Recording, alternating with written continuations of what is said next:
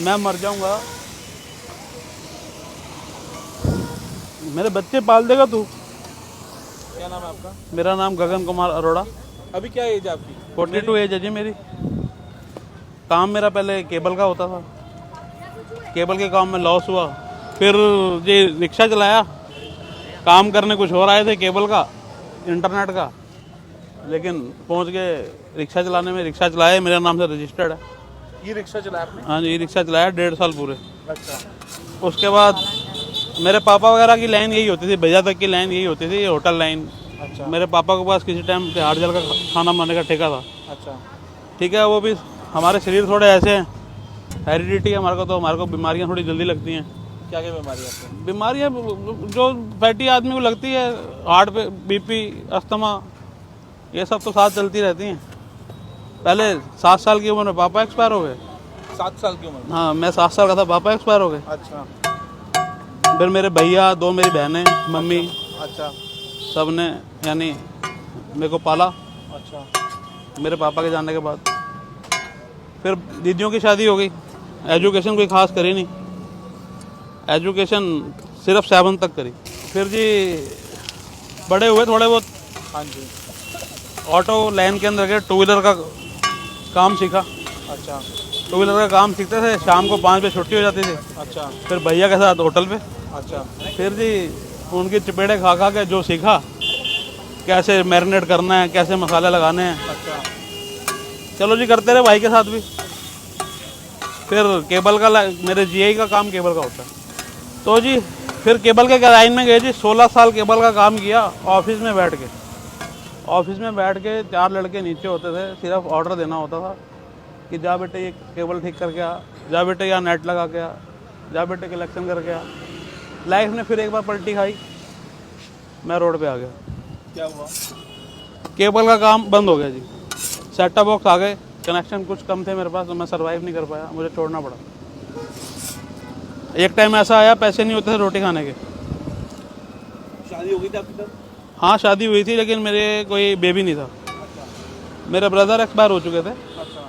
यानी जिस टाइम पे मेरे को जरूरत पड़ी ना जिस की, वो बंदा मेरे को छोड़ के चला गया। अच्छा। जब छोटा था पापा चले गए, थोड़ा सा समझदार हुआ, भैया बीमार रहते थे, वही शरीर फैटी, हाँ जी। वही प्रॉब्लम पापा वाली, राइट। तो फिर वो एक्सपायर हो गए। उनकी 2 बेटियां, एक बेटे की शादी हो गई है, एक अच्छा पढ़ा दिया उसको। ब्रदर मेरा मुझे कहता था, उसके मन में खटका था, तो वो मुझे कहता था कि आज भी बातें मुझे याद आती हैं, मैं मर जाऊंगा,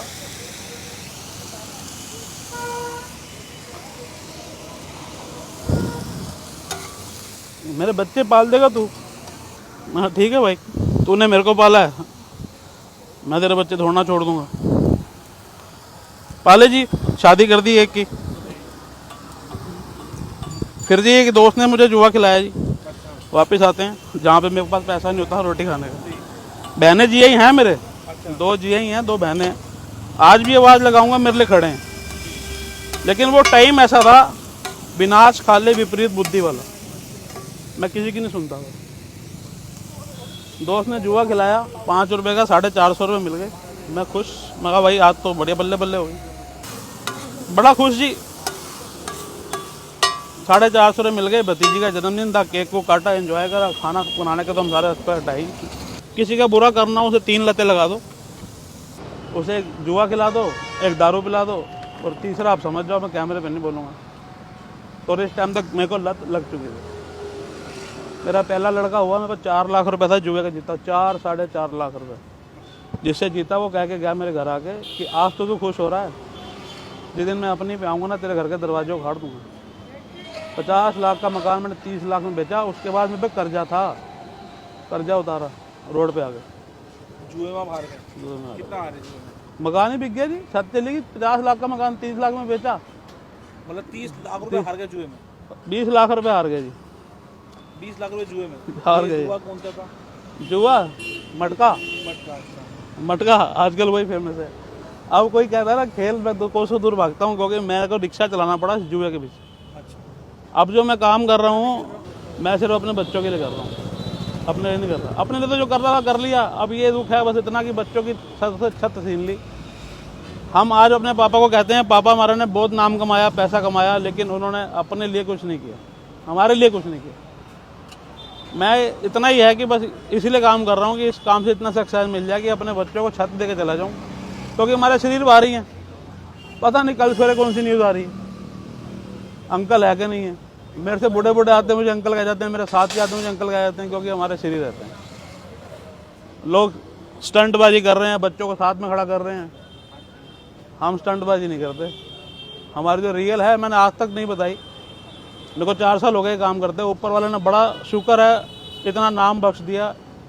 भाई आप जैसे मिल गए, ग्राहकों जैसे मिल गए जो इतना प्यार करते हैं, प्यार से आते हैं, प्यार से खिलाते हैं। बस इतनी सी हमारी स्टोरी है। बस इतना चाहते हैं लाइफ से, हर वक्त भगवान से यही हाथ जोड़ते हैं, यही कहते हैं कि बस इतनी सी ज़िंदगी दे दी, चलते चलते चले जाएँ और दूसरा अपने बच्चों के लिए कर जाएँ।